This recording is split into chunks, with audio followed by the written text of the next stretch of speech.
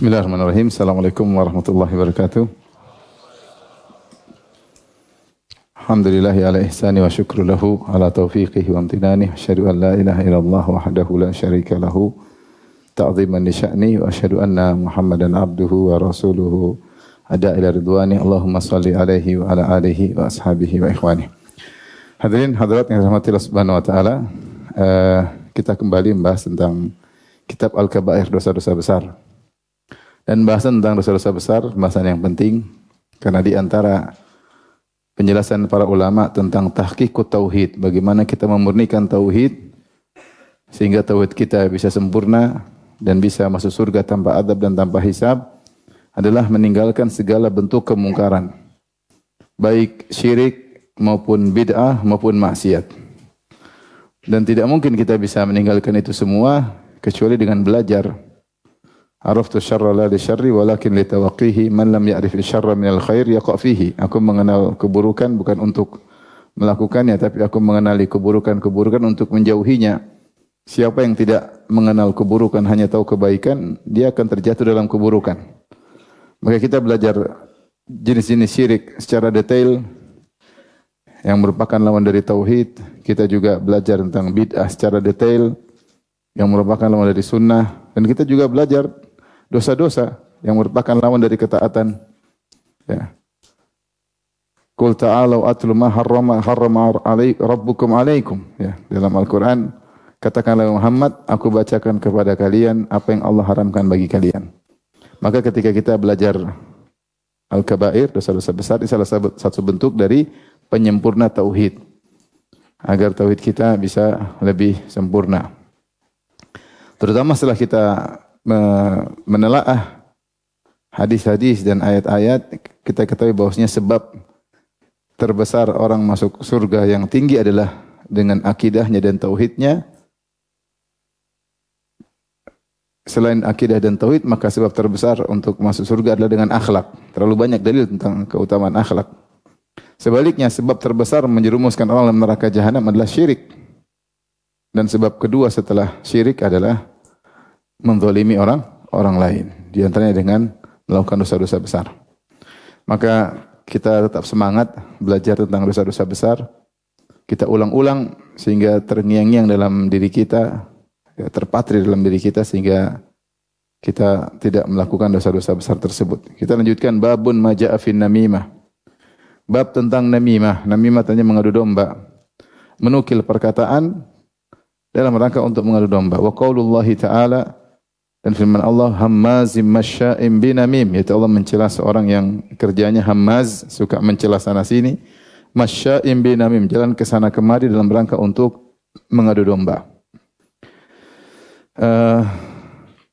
Yang dimaksud dengan namimah, seorang menukil perkataan dari orang lain, dinukilkan kepada pihak ketiga atau dinukilkan kepada sekelompok orang dengan tujuan untuk membuat mereka ribut, ya. Ya. Yang bertujuan untuk membuat mereka ribut, yaitu dengan membawakan perkataan tersebut dengan diksi-diksi yang menjadikan pihak ketiga marah, ya. Memang dia sengaja demikian. Mungkin bisa jadi isi perkataan adalah benar. Apa yang disampaikan si A tentang si B benar ucapannya, dia nukil benar-benar tidak bohong, tetapi cara menyampaikan dia dengan cara yang berlebih-lebihan, ya, dengan hiperbola, ditambah-tambahin, dikasih mukaddimah, dikasih kesimpulan. Kadang-kadang begitu. Jadi si B atau si C memahami buruk kepada si B. Si A nukil perkataan si B, B ngomong tentang si C. Ketika si A menukil perkataan B kepada C, dia tambah-tambahin. Benar dia nukil, demi Allah dia ngomong seperti ini. Iya, tidak saya tambahin, tidak saya kurang. Tapi dia kasih mukaddimah dan dia kasih apa? Kesimpulan. Yang seharusnya maknanya tidak demikian, ya. Niatnya apa? Niatnya untuk mengadu domba. Dan ini adalah dosa besar. Dosa al-mufarriquna bainal ahibbah. Ketika Rasulullah SAW menyebut tentang syirarikum, orang-orang yang terburuk di antara kalian adalah yang memecah belah di antara orang-orang yang saling mencintai, yang saling mengasihi. Dan namimah ini bisa berdampak sangat besar ya. Bisa membuat ribut antara suami istri, antara kakak dan adik ya, bahkan antara suku dengan suku, bahkan negara dengan negara ya. Makanya dikatakan salah seorang salaf bahwasanya namimah melakukan kerusakan sehari yang tidak bisa dilakukan oleh sihir selama setahun. Sihir kita tahu dia adalah kufur. Ketika dukun ingin melakukan sihir, memisahkan antara seorang suami dengan istri, dia butuh waktu yang lama. Yang kita tahu di antara tugas sihir atau tujuan sihir adalah memisahkan, yufarriquna bihi bainal mar'i wa zawjihi, memisahkan antara suami dan istri. Maka dukun pun melakukan sihir dengan berbagai macam sihir. Ada namanya sihir sarf, yaitu suami jadi enggak suka sama istri atau istri jadi enggak suka sama suami. Suami kalau lihat istri kok mukanya kok jelek ya. Istri kalau lihat suami kok kayak monyet ya. Jadi kayak hewan. Sihir terjadi. Kelihatan sudah tua padahal masih muda. Dia disihir. Ya, sebagaimana ada sihir yang sebaliknya, melihat istrinya kok cantik sekali padahal istrinya jelek. Ini terjadi ya. Dulu ada kawan seperti itu ya. Dia bangga-banggakan istrinya. Istri saya kayak artis ini, kayak artis ini. Orang kalau lihat disangka kayak artis, begitu lihat, kok begini? Rupanya disihir. Istrinya tersebut kalau kemana-mana main ke rumah orang, dia pasti ke dapur ngambil beras, dia makan. Dia makan beras orang, curian. Sehingga suaminya lihat dia seperti apa? Artis. Padahal bisa jadi artis flora dan fauna. Bercanda ya.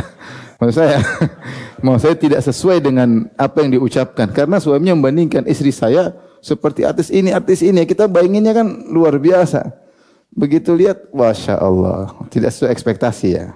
Tidak sesuai ekspektasi. Nah, ini diantara sihir yang buat terlihat cantik, terlihat indah. Sebaliknya sihir membuat kelihatan jelek. Itu terjadi. Istri kelihatan tua, suami kelihatan tua, kelihatan seperti hewan. Ya. Dan ini terjadi sehingga memisahkan. Atau seperti membuat emosi. Kalau istri lihat suaminya emosi, nggak tahu bawaannya marah terus. Atau suami lihat istri bawaannya emosi, sihir, terkena sihir. Atau lebih dari itu, sad, yaitu suami tidak bisa mendatangi istri. Mendatangi istri terkunci, digembok, nggak bisa berhubungan. Setiap mendatangi digembok. Ya. Terus apa fungsinya menikah? Akhirnya cerai. Tapi ini tidak cepat. Ini butuh waktu lama, bertahap. Dukun pun tidak bisa langsung, dia butuh bertahap.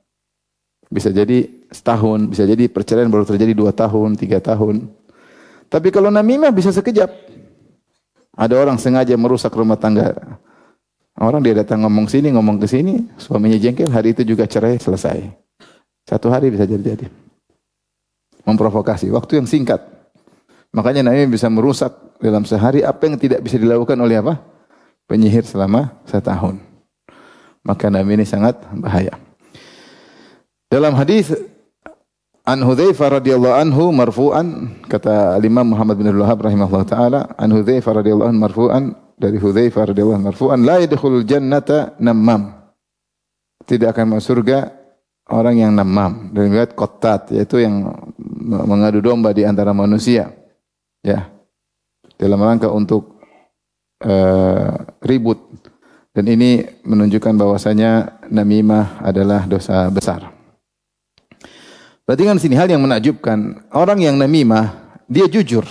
Dia nukil perkataan, kalau si A kepada si B, dia nukil jujur, dia nukil perkataan B terhadap A juga jujur.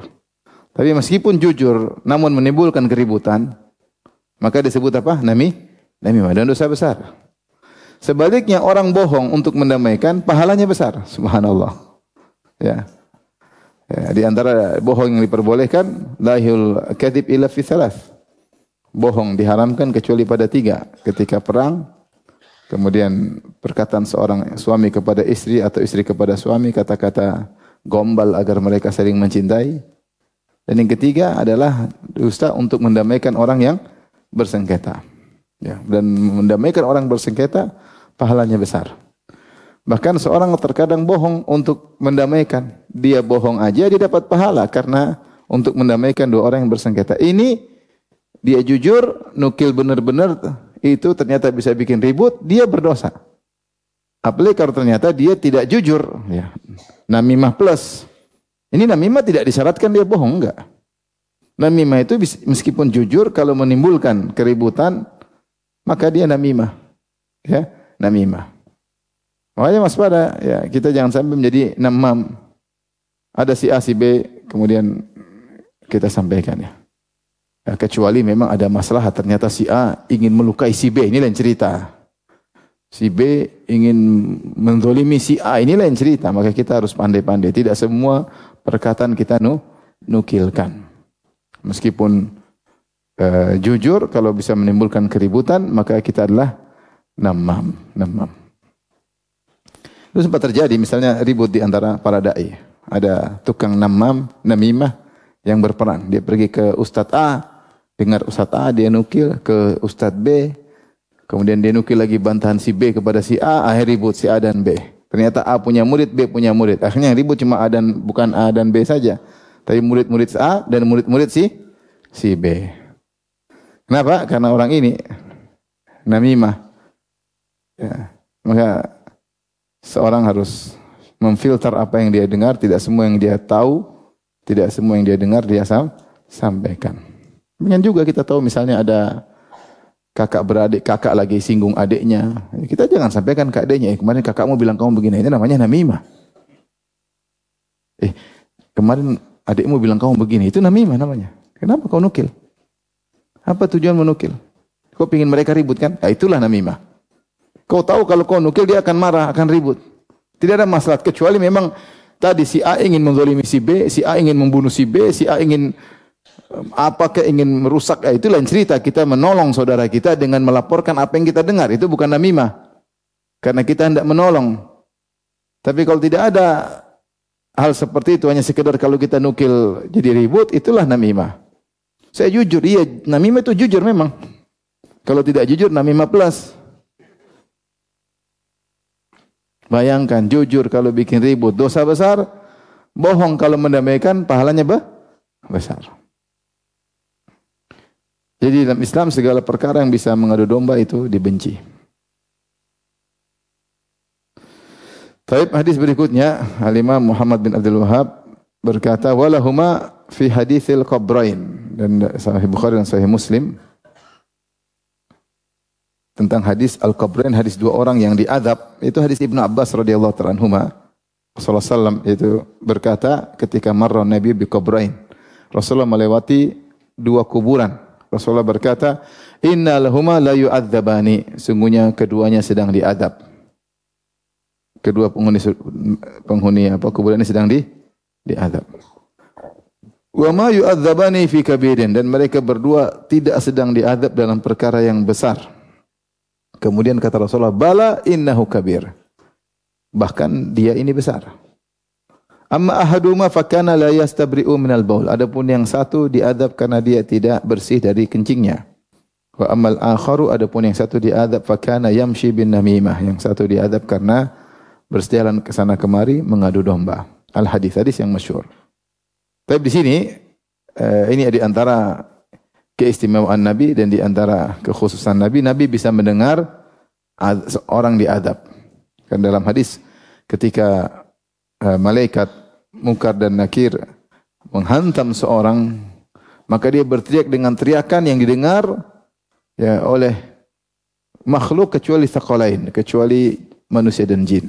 Jadi hukum asal tidak didengar siksaan orang yang sedang diadab. Tapi Nabi dijadikan oleh Allah mendengar dua orang sedang diadab. Maka Rasulullah mengatakan, innahuma la yu'adzabani, sungguhnya kedua sedang, kata Nabi, sedang diadab. Kemudian Rasulullah mengomentari di hadapan para sahabat, wa ma yu'adzabani fi kabirin, mereka berdua sedang tidak diadab dalam perkara yang besar. Kemudian Nabi menimpali perkataannya sendiri, kata Nabi, bala innahu kabir, justru dia itu besar. Justru dia itu besar. Dan dalam kaidah kalau ada dua hal, satu dinafikan, satu ditetapkan, maka dua ini dinafikan dalam kondisi tertentu dan ditetapkan dalam kondisi tertentu. Seperti firman Allah, "Wa ma ramaita idz ramaita walakinallaha rama." Tidaklah kau melempar ketika kau melempar. Tidaklah kau memanah ketika kau memanah, akan tapi Allah yang memanah. Tapi di sini Allah nafikan dan Allah tetapkan. Tidaklah kau memanah ketika kau memanah. Akan tapi yang memanah adalah siapa? Allah. Jadi apa maksudnya? Engkau tidak memanah, maksudnya engkau tidak menyampaikan panahmu ke musuh. Atau kau tidak melempar, disebut Rasulullah ketika perang, Rasulullah ambil pasir, Rasulullah lemparkan. Kemudian kata Rasulullah, syahatil wujuh, buruk wajah-wajah. Kata Allah, ma ramaita idh ramaita. Tidaklah kau melempar ketika kau melempar, akan tapi Allah yang melempar. Maksudnya apa? Allah mengatakan Nabi tidak melempar. Maksudnya Nabi tidak bisa menyampaikan pasir-pasir ke matamu musuh. Ketika kau melempar, yaitu memang kau yang melempar pasir. Tapi bukan kau yang menyampaikan ke mata-mata, ke wajah-wajahmu musuh. Walakinna Allah rama, akan tapi Allah yang menyampaikan. Maka dalam syariat kalau ada suatu ditetapkan sekaligus dinafikan atau satu dinafikan sekaligus ditetapkan, maka dinafikan dalam kondisi tertentu, ditetapkan dalam kondisi tertentu. Misalnya tentang syafaat. Ya. Misalnya fama tanfa'uhum syafa'atus syafi'in. Tidak bermanfaat bagi syafaatnya orang bersyafaat. Maksudnya syafaat tidak bermanfaat kalau kepada orang musyrik. Demikian juga syafaat tidak bermanfaat kalau tidak diizinkan oleh apa? Allah Subhanahu wa taala. Dalam dalil yang lain ternyata ada syafaat. Jadi syafaat dinafikan dalam kondisi tertentu dan syafaat ditetapkan dalam kondisi tertentu. Dan ini bermanfaat dalam pembahasan. Banyak pembahasan seperti itu. Syariat menetapkan, terkadang syariat menafikan. Seperti ini, kata Nabi, mereka diadab bukan karena perkara yang besar. Terus Nabi langsung tetapkan juga. Bahkan ini perkara yang besar. Taib, yang dinafikan apa, yang ditetapkan yang apa. Maksudnya apa? Maka yang dimaksud dengan mereka diadab bukan karena perkara yang besar, maksudnya bukan perkara yang besar, yaitu dianggap remeh oleh apa? Tidak dianggap besar oleh manusia. Dipandang perkara ringan, padahal dia perkara besar, kata Nabi sallallahu alaihi wasallam. Atau maksudnya mereka diadab bukan karena perkara besar, itu perkara yang bisa mereka hindari, namun mereka menggampangkan. Ini bukan perkara yang sulit dihindari, tapi mereka menggampangkan. Padahal dua perkara ini perkara yang besar. Yang satu adalah dia tidak bersih dari kencingnya. Dalam riwayat la yatanazzahu minal baul la yastabri'u bil baul, ada yang dalam riwayat la yastatiru min baulihi. Dalam riwayat dia tidak bersih ketika kencing, itu masih ada tetesan. Atau la yatanazzahu minal baul, dia tidak hati-hati ketika sedang kencing, maksudnya ada percikan yang kembali. Yang ketiga la yastatiru minal baul, yaitu dia tidak menutup aurat ketika sedang buang air apa? Kecil. Asal ingin buang kecil, langsung tengok kanan, tengok kiri. Tadi di belakang nak tengok belakang, kanan kiri jadi tengok. Ya, orang lihat dari jauh. Harusnya dia duduk, kemudian dia bersembunyi di balik sesuatu sehingga tidak terlihat apa? Auratnya. Maka seorang kalau buang air kecil, dia berusaha jangan sampai ada tetesan susulan. Yang kedua, dia berusaha kalau ada percikan dia bersihkan, jangan sampai percikan itu kembali mengenai bajunya sehingga najis, sehingga akhirnya dia tidak sah salatnya. Karena salat dibangun di atas syarat pakaian tidak boleh ternajisi. Sehingga dia terjerumus dalam dosa besar. Yang kedua, wa amal akharu fakana yamshi bin namimah. Yang satu karena suka kesana kemari mengadu domba. Sebagian ulama dinukil oleh Ibnu Hajar rahimahullah, dua perkara ini karena terkait dengan hak yang pertama kali disidang oleh Allah pada hari kiamat kelak. Terkait salat Nabi mengatakan awwalu ma yuhasabuhu bihil abdu yaumal qiyamah salatuhu. Pertama kali hamba dihisab dari amalnya min a'malihi salatu. Yang pertama dihisab hamba dari amalnya apanya? Salatnya. Yang pertama salatnya. Itu adapun antara manusia dengan manusia yang lain, awwalu ma yuqdha bainan nas fid dima. Yang pertama kali Allah sidangkan, putuskan antara problem di antara manusia adalah masalah darah. Sehingga kata para ulama, kenapa dua orang ini dikhususkan? Karena tidak bersih ketika kencing menjadikan salatnya tidak sah. Namimah menjadikan pertumpahan darah. Namimah menjadikan pertumpahan darah. Nah, jauh-jauh. Sekarang lomba pertandingan bola. Grup ini lawan grup ini, ada provokatornya. Bisa ada yang mati enggak? Ada. Berkelahi sampai ada yang mati. Konyol. Mati gara-gara bola. Tapi terjadi. Muslim sama muslim berkelahi. Ya. Ada yang manasin. Akhirnya terprovokasi. Kemudian dia membunuh saudaranya sama muslim hanya gara-gara supporter bola ya. Maka namimah itu bisa mengantarkan kepada pembunuhan. Oleh karenanya dua dosa yang sangat besar. Taib. Kemudian dalam hadis kepada Rasulullah SAW pun fa'akhadha jaridatan ratbah fashaqqaha nisfain fagharaza ala kulli qabrin wahidatan minhuma. Maka Rasulullah ambil pelepah korma yang masih basah, kemudian Rasulullah SAW tancapkan ke kuburan yang satu, tancapkan ke kuburan yang satu. Rasulullah berkata la'allahu yukhaffafu anhuma ma lam yaibasa. Semoga dua orang ini diringankan azabnya selama pelepah korma masih basah. Taib. Yang benar bahwasanya mereka diringankan azabnya bukan karena pelepah kormanya tapi karena doa Nabi. Nabi berdoa tapi Nabi mensyaratkan doanya berlaku selama pelepah korma masih basah. Bukan sebagian dipahami oleh sebagian ulama. Dan ini ada perdebatan dan sebagian ulama berpendapat bahwasanya kenapa kedua orang ini dikurangi azabnya? Karena Nabi tancapkan pelepah yang basah dan pelepah yang basah itu bertasbih. Ketika bertasbih, pelepah yang basah tersebut maka memberi keberkahan kepada kuburan sehingga dikurangi azabnya. Sehingga mereka kemudian mengkiaskan dengan kiasul aula, analogi, kalau pelepah korma saja ditancapkan mengurangi azab seseorang, bagaimana kalau orang baca Quran di situ? Maka mereka mengatakan dianjurkan untuk baca Quran di kuburan agar berkah sehingga memberi keberkahan kepada penghuni kubur. Dan ini pendapat sebagian ulama. Baca Quran untuk beri manfaat kepada penghuni kubur, bukan mengambil manfaat dari penghuni kubur. Ya. Beda kalau orang ke sana kemudian minta-minta penghuni kubur, enggak. Ulama yang boleh kan, mereka mengatakan ini mazhab Syafi'iyah bahwasanya boleh baca Quran di kuburan dengan tujuan memberi manfaat kepada apa? Mayat. Dalilnya tadi pelepah korma. Tapi dibantah oleh para ulama. Dari banyak bantahan. Sebagian ulama Syafi'i juga membantah, dan ulama yang lain juga membantah. Bahwasanya tidak ada bedanya pelepah korma sama pelepah kering, sama-sama bertasbih. Siapa yang bilang kalau pelepahnya kering sudah tidak bertasbih lagi? Tusabbihu lahu samawati sab'u wal ardu wa man fihin wa in min syai'in illa yusabbihu bihamdihi walakin la tafqahuna tasbihahum. Kata Allah, semua yang di langit dan di bumi bertasbih. Allah tidak bilang yang basah-basah saja, paham? Semua bertasbih, tidak ada bedanya kering dan jadi asal muasalnya sudah tidak pas. Tidak pas sehingga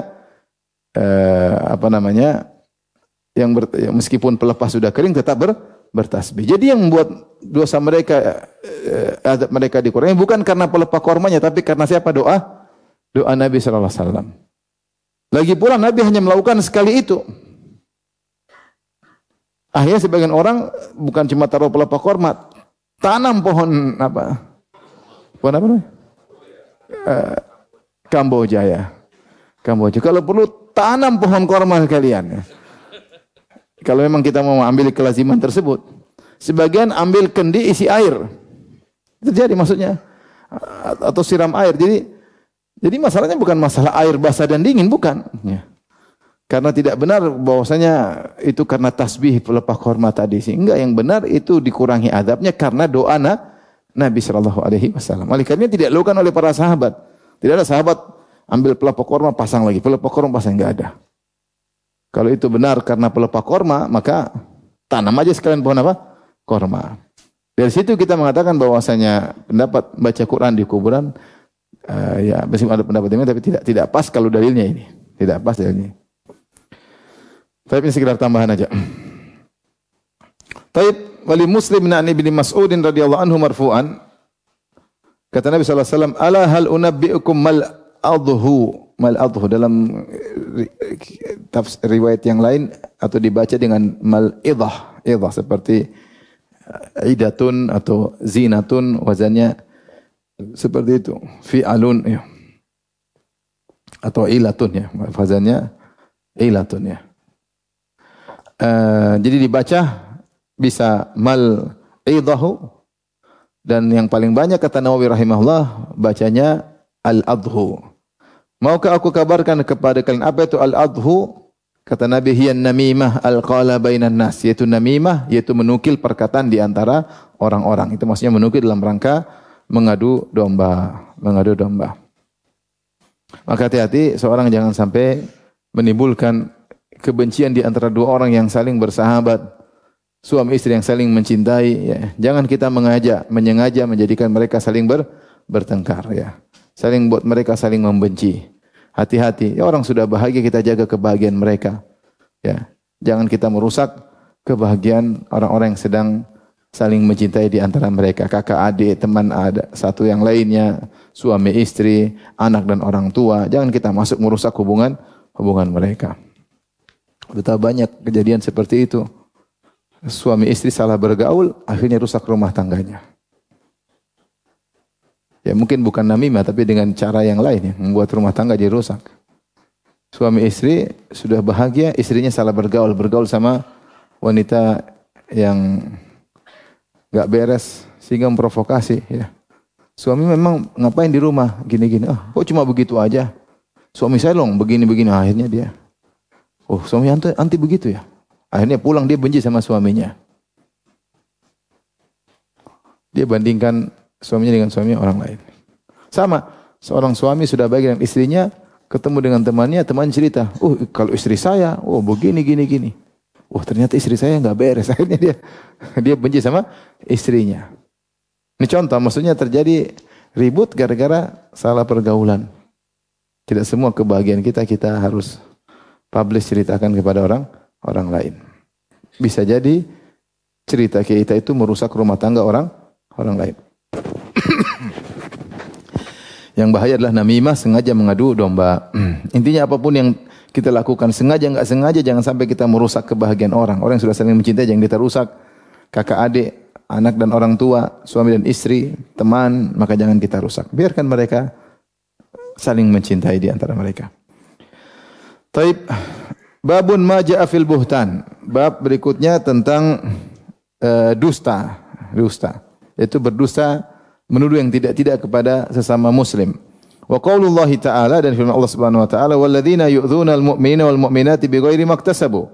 Dan orang-orang yang menyakiti kaum mukminin dan kaum mukminat tanpa sebab apa yang mereka lakukan. Faqad ihtamalu buhtanan wa itsman mubina. Sungguh mereka telah melakukan buhtan, dosa kedustaan, tuduhan yang tidak benar, wa itsman mubina, dan mereka memikul dosa yang jelas, ya. Al-buhtan yaitu berdusta tentang orang lain, ya. Sementara orang tersebut tidak melakukannya. Dia bilang orang ini begini, ternyata tidak benar. Tidak benar. Yaitu Allah berfirman, walladzina yu'dzunal mu'minina wal mu'minati bighairi maktasabu, dan orang-orang yang menyakiti kaum mukminin atau kaum mukminat padahal tidak dengan suatu tuduhan, di antaranya makna ayat ini dengan suatu tuduhan yang ternyata tidak dilakukan oleh kaum mukminin kaum mukminat tersebut, tapi dituduh yang tidak. Maka ini hati-hati. Suudzon itu mengantarkan kepada menuduh. Di antara bahaya suudzon, orang suudzon sama orang, akhirnya dia bukan tidak berhenti pada suudzon aja, kemudian dia menuduh. Padahal yang dituduhkan tidak melakukan tuduhan tersebut, tidak melakukan perbuatan tersebut. Maka seorang hati-hati, dimulai dari suudzon, berprasangka buruk. Dia tidak cross check, tidak tabayun, akhirnya dari persangkaan buruk berlanjut pada menuduh. Menuduh sesuatu yang tidak dilakukan orang tersebut, maka ini bahaya, ya. Makanya kata Allah, faqad ihtamalu, mereka telah memikul di atas pundak mereka buhtanan, ya, kedustaan yang besar, wa itsman mubina, yaitu dosa yang jelas yang mengharuskan mereka untuk dihukum, ya. Maka hati-hati, jangan sampai menuduh orang yang tidak melakukan apa dengan tuduhan yang tidak. Kemudian Al-Imam Muhammad bin Wahab rahimahullah membawakan dalil dari sunnah. Kata beliau rahimahullah, an Ibni Umar radhiyallahu anhuma marfu'an, dari sahabat Ibnu Umar radhiyallahu anhu secara marfu'. Man qala fi mu'minin ma laysa fihi, siapa yang berkata tentang seorang mukmin menuduh sesuatu yang tidak ada pada orang mukmin tersebut, askanahullahu radghatal khabal, maka Allah akan buat dia menempati radghah al-khabal. Radghah al-khabal, radghah itu dalam kamus maksudnya adalah al-wahl, yaitu lumpur. Lumpur yang luas. Al-khabal maksudnya yang rusak ya. Apa maksudnya nanti dijelaskan. Yang dimaksud dengan radghah al-khabal yaitu cairan penghuni neraka jahanam. Hatta yakhruja mimma qala, sampai dia keluar dari tuduhan tersebut. Rawahu Abu Dawud bisanadin sahih, dengan sanad yang sahih. Yaitu kata Nabi SAW, man qala fi mu'min ma laysa fihi, siapa yang berkata tentang seorang mukmin yang tidak ada pada dirinya, itu dia berdusta. Nuduh yang tidak-tidak. Inilah buhtan. Ya. Dalam riwayat yang lain, para sahabat bertanya dari dalam Ibnu Majah, qalu ya Rasulullah, wa ma radghatul khabal? Apa yang dimaksud dengan radghatul khabal? Karena kata Nabi, siapa yang nuduh orang tidak benar, maka Allah akan menempatkan dia di radghatul khabal. Apa itu ditempatkan di mana? Yaitu usaratu ahlin nar. Apa maksudnya itu? Allah siapkan tempat isinya cairan penghuni neraka yang keluar dari kemaluan mereka, dari mulut mereka, muntah mereka, nanah mereka terkumpul kemudian ditaruh di situ seperti lumpur yang penuh dengan bau yang busuk ditaruh di situ. Itu darah dan nanahnya penghuni neraka jahanam. Ya, karena ketika mereka disiksa, mereka sampai keluar cairan dari tubuh mereka. Ketika mereka disiksa, ya, dengan berbagai macam siksaan. Kemudian mereka juga makan makanan yang merusak sehingga keluar cairan dari tubuh mereka, keluar dari kemaluan mereka, keluar dari dubur mereka, keluar dari mulut mereka. Itu keluar semua dikumpulin. Kemudian dijadikan tempat tinggal oleh orang yang menuduh orang lain dengan tuduhan yang tidak-tidak. Ini bahaya. Makanya tidak boleh tuduh sembarang. Hati-hati. Ya. Kalau nuduh harus yakin. Kalau cuma ragu-ragu, hanya sekedar persangkaan, hati-hati.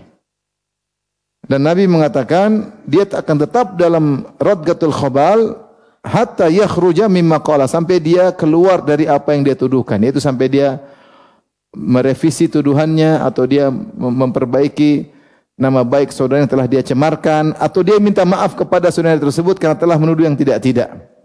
Baru dia bebas dari radghatul khabal, dari cairan busuk penghuni neraka jahanam. Kalau tidak, maka dia akan disiksa dengan siksaan tersebut, ya.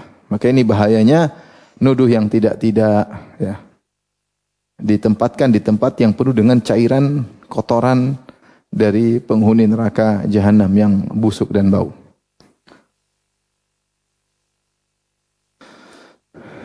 Datang dalam hadis yang lain terkait dengan tinatul khabal, yaitu peminum khamar. Peminum khamar di neraka akan minum cairan penghuni neraka. Kalau ini cuma ditempatin. Kalau peminum khamar minum cairan apa?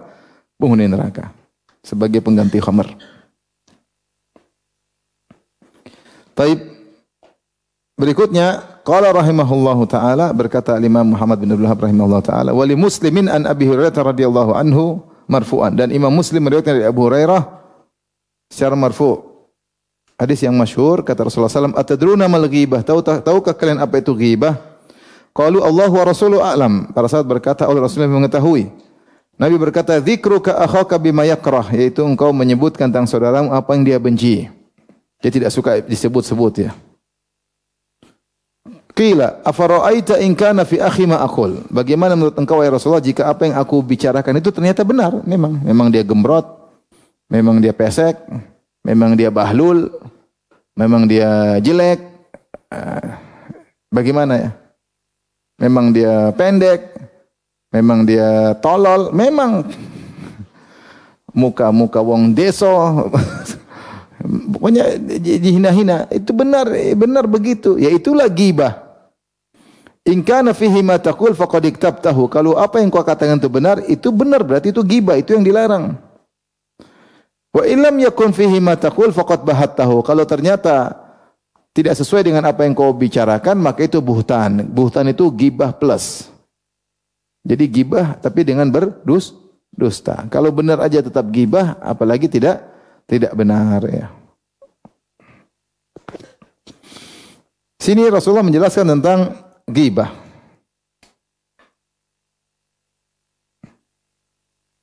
Ghibah diambil dari kata ghaib itu tidak hadir. Maksudnya seorang membicarakan saudaranya sementara saudaranya tidak hadir. Maka dikatakan dia menceritakan keburukannya sementara saudaranya gaib tidak hadir. Kalau di depannya namanya mencela. Mencela ya. Gentle di depan mencela ya. Kalau orang tidak hadir tidak bisa bela diri, tapi kalau dihadir dia bisa bela diri. Makanya Allah menyamakan seperti yang makan bangkai saudaranya. Wala yaktab ba'dukum ba'dha ayuhibbu ahadukum ay ya'kula lahma akhihi maitan fakarihtum. Janganlah sebagian kalian menggibah sebagian yang lain. Apakah salah seorang kalian suka jika dia makan bangkai mayat saudaranya? Tentu dia tidak suka. Jadi orang yang gibah itu seperti orang yang makan bangkai mayat, disobek-sobek, mayat tidak berkutik. Karena sudah mati. Sama ketika dia menggibah, yang digibahi tidak ada, jadi tidak bisa bela diri. Sehingga dihabisi dia, harga dirinya, dan dia tidak bisa bela diri. Ya. Maka dikatakan gibah. Kalau benar gibah, kalau tidak benar, namanya buhtan. Dan dua-duanya adalah dosa. Seorang berusaha jaga diri. Ya. Jangan sampai dia menceritakan kejelekan orang lain, kecuali memang yang diperbolehkan. Gibah yang dianjurkan atau gibah yang wajib. Kalau tidak ada kepentingan, tidak ada kemaslahatan, tidak boleh kita menggibah. Hukum asal gibah adalah haram. Dia hanya diperbolehkan dalam kondisi darurat. Dalam kondisi darurat. Seperti daging babi haram, boleh dimakan dalam kondisi darurat. Itu pun secukupnya. Tidak boleh berlebihan. Ad-daruratu tuqaddaru biqadariha. Darurat itu diperbolehkan sesuai dengan kadarnya. Tidak boleh berlebih-lebihan. Gibah hukum asalnya haram. Tapi kita terkadang boleh gibah. Kita gibahin istri kita, gibahin suami kita. Kenapa? Dalam rangka mencari solusi misalnya. Ya, ini boleh-boleh saja, tapi tidak boleh melebar. Tidak boleh melebar, tidak boleh semua orang tahu. Tidak boleh setiap orang ketemu kita ceritain. Kita cerita pada orang yang mungkin bisa memberi solusi. Ya. Sehingga kita tetap tidak berdosa karena kita gibahin suami kita, kita gibahin istri kita dalam rangka ada tujuan, yaitu untuk perbaikan. Seperti anak-anak menggibahi orang tuanya karena orang tuanya ada masalah, mereka mama tuh begini dalam rangka mencari solusi, bukan hanya sekedar bersenang-senang menceritakan kejelekan orang tua. Ini gibah berbahaya. Dan gibah bertingkat-tingkat. Semakin besar hak seorang kepada kita, gibahnya semakin besar dosanya. Orang istri suami sudah kerja setengah mati, ya, keluar pagi pulang malam, kerja 24 jam. Sambil ngorok aja bekerja. 24 jam. Bekerja. Kapan telepon dia bangun, pokoknya siap, dipanggil bos siap untuk cari duit. Ya, banting tulang di luar sana sampai dibanting orang. Kemudian pulang istrinya gibahin suaminya. Oh, suami saya tuh gini-gini. Subhanallah. Dia menggibah orang yang punya hak besar kepada anti. Tidak sama dengan gibah orang lain. Sama seorang gibah orang tua juga tidak sama dengan gibah orang lain. Seorang menggibah ahlul ilm misalnya tidak sama dengan menggibah seperti orang lain. Intinya gibah bertingkat-tingkat. Hati-hati kalau gibah itu yang diomongkan benar, kalau tidak benar namanya buhtan. Dan tadi ada dosanya selain dosa gibah. Kalau dia ngomong dalam gibah, dosa gibah plus tadi dia diletakkan di cairan penghuni neraka jahanam. Bab berikutnya babun maja'a fil la'an, bab tentang laknat. Laknat maksudnya mendoakan orang lain agar terjauhkan dari rahmat Allah. Kalau dikatakan laknatullah alaik, maksudnya semoga Allah menjauhkan engkau dari rahmatnya. Atau mengatakan anta mal'un, engkau terlaknat, maksudnya terjauhkan dari rahmat Allah Subhanahu wa taala. Bagaimana hukumnya ini? Ini dosa besar kalau diucapkan kepada sama muslim. An Abi Darda radhiyallahu taala anhu marfu'an, innal abda idza la'ana syai'an sa'adatil la'natu ila as-sama'i fatughlaqu abwabus sama'u dunaha. Jika seorang hamba melaknat sesuatu, ini umum melaknat apapun, mungkin laknat manusia, mungkin dilaknat adalah hewan, mungkin dilaknat adalah benda mati, mungkin yang laknat adalah dia laknat adalah mobilnya, apapun dia laknat. Kan orang muda melaknat, apapun dia laknat. Dia marah sedikit, mal'un, terlaknat kau. Marah sedikit, dasar laknat. Jadi mudah melaknat. Kalau dia ucapkan laknat, maka ucapannya tadi naik ke langit. Yaitu kan ini permohonan. Yaitu permohonan, ya Allah jauhkanlah ini dari rahmatmu.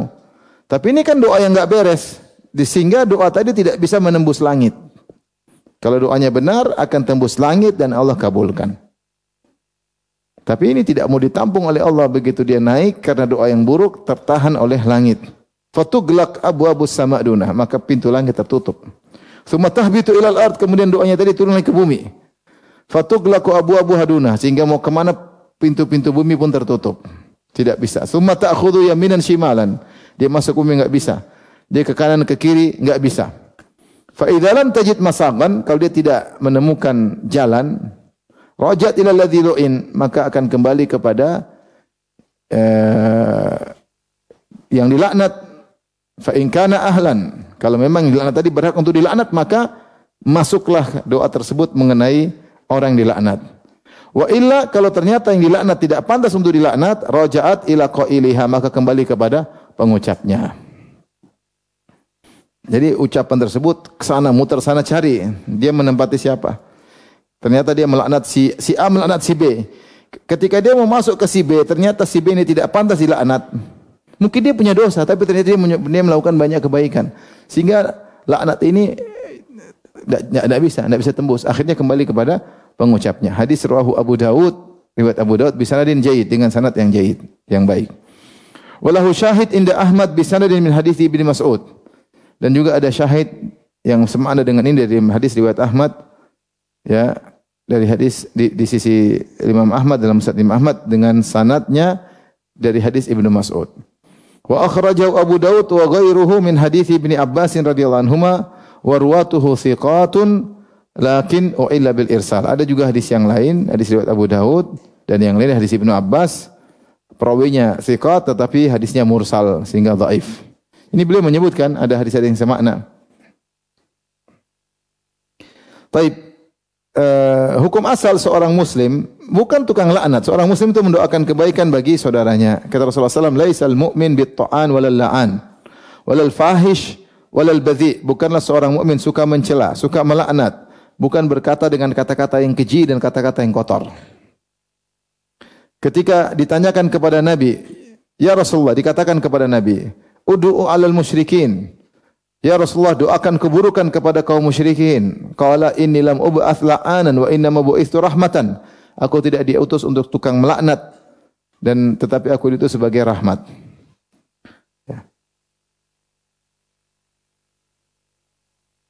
Beda dengan orang-orang kafir, ya.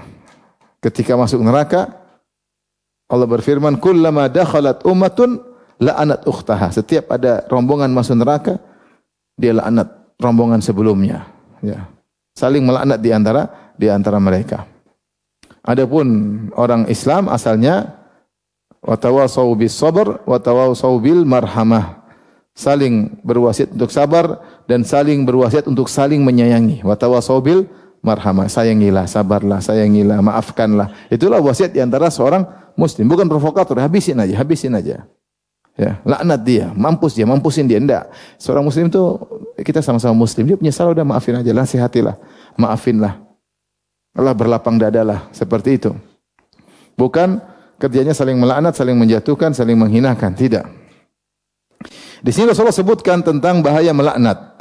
Kalau seorang sudah terlanjur melaknat, maka laknatnya akan naik ke langit tertutup, masuk ke bumi tertutup, ke kanan ke kiri cari apa namanya yang bisa ditempati, ternyata tidak ada, maka dia menuju kepada orang yang dilaknat. Kalau tidak pantas, kembali kepada pengucapnya. Maka kalau orang sering melaknat, sungguhnya kalau tidak pantas kepada yang dilaknat, berarti dia melaknat dirinya sendiri. Waliyadzubillah. Itu dia berdoa agar dijauhkan dari rahmat Allah Subhanahu wa taala. Ngeri. Kita secara umum jauhilah segala perbuatan yang bisa membuat kita terlaknat. Di antaranya yang buat bisa kita laknat, kalau kita suka melaknat orang, tapi tidak pas, kena kita sendiri. Wali Muslim an Abi Barzah radhiyallahu anhu marfu'an. Hadis berikutnya dari Abu Barzah radhiyallahu anhu secara marfu', anna imra'atan la'anat naqatan laha. Ada seorang wanita melaknat ontanya. Mungkin dia jengkel, dia laknat ontanya. Terlaknat kau hai onta. Ini bukan manusia yang dilaknat, tapi apa? Onta. Maka Rasulullah berkata, la tashabuna naqatun 'alaiha la'nah. Kalau gitu onta itu jangan temani kita perjalanan. Tidak boleh. Dia onta terlaknat. Jauhi. Ambil barang-barangmu, itu onta lepasin. Walahu an Imran nahwahu, demikian juga an Imran nahwahu, demikian juga hadis dari Imran juga semirip ini. Ya. Jadi disuruh ambil barang-barangnya, terus ontanya disuruh lepas. Bagaimana kita bersafar atau berjalan dengan onta yang terlaknat, ya. Maka tidak boleh seorang melaknat sembarangan, karena kalau tidak pantas akan kembali kepadanya. Dan laknat tidak boleh sembarang, bukan hanya saja tidak boleh kepada manusia, pada hewan juga tidak boleh. Ya, pada benda-benda juga tidak boleh, ya. Kecuali memang dia berhak untuk dilaknat. Iblis al-la'in, iblis terlaknat. Boleh atau tidak? Boleh. Syaitan terlaknat, ya boleh. Abu Jahal terlaknat, boleh enggak? Boleh enggak? Kalau Benyamin Netanyahu? Baik, kita lanjutkan. Babun ma jaa fi ifsya'is sir. Bab tentang hukum atau buruk menyebarkan rahasia. Wa an Abi Sa'id marfu'an, dari Abu Sa'id radhiyallahu anhu secara marfu', inna min asyarrin nasi manzilatan indallahi yaumil qiyamah, di antara manusia yang paling buruk pada hari kiamat kedudukannya di sisi Allah, ar-rajulu yufdhi ila imra'ati, seorang mendatangi istrinya, wa tufdhi ilaihi, dan istrinya digauli oleh suaminya, mendatangi suaminya, thumma yanshuru sirraha, kemudian dia ceritakan tentang hubungan intimnya di orang lain. Ini enggak boleh. Wa fi riwayatin inna min a'zamil amanah, sungguhnya di antara amanah yang paling agung.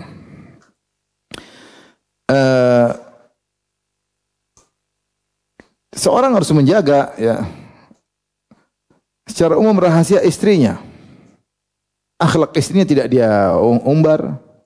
Istri saya di rumah gini-gini, enggak boleh. Itu kata Allah, hunna libasul lakum wa antum libasul lahun.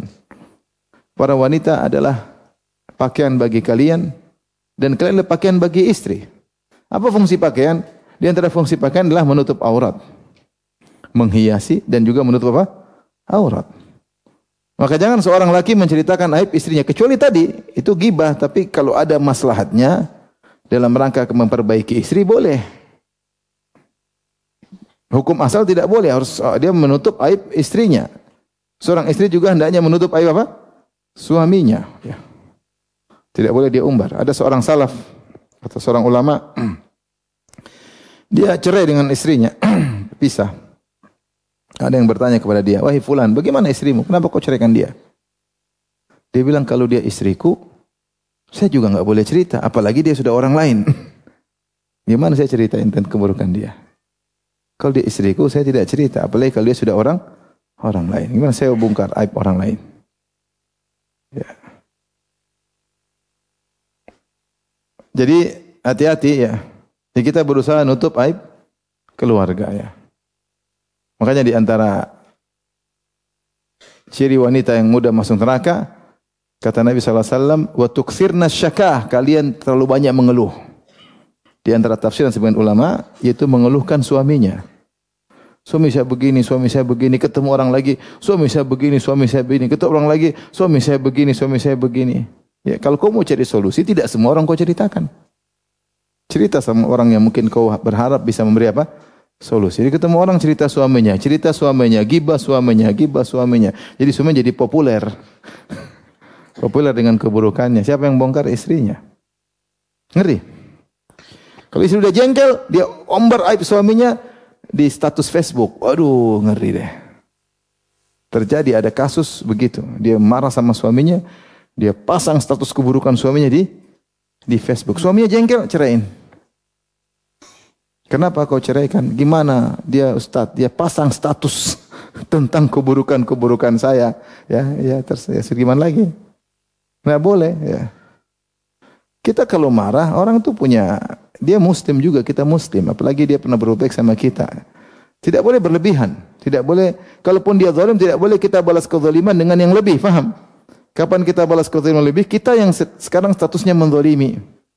Ingat kisah tentang seorang ketika dia tanya kepada Nabi, ya Rasulullah, budak-budakku, mereka berbuat buruk kepada aku, membangkangku, berkhianat kepada aku. Kalau sudah begitu, saya maki mereka, ya Rasulullah.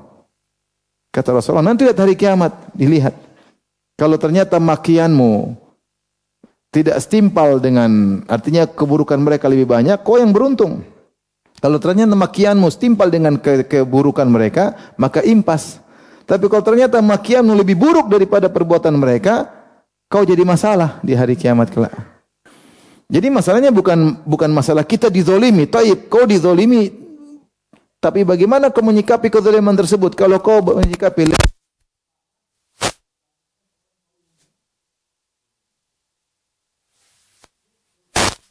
kepada istri, bukan berarti kemudian dia bongkar semua aib suami. Tidak. Kalau dia bicara pada orang yang amanah untuk mencari solusi.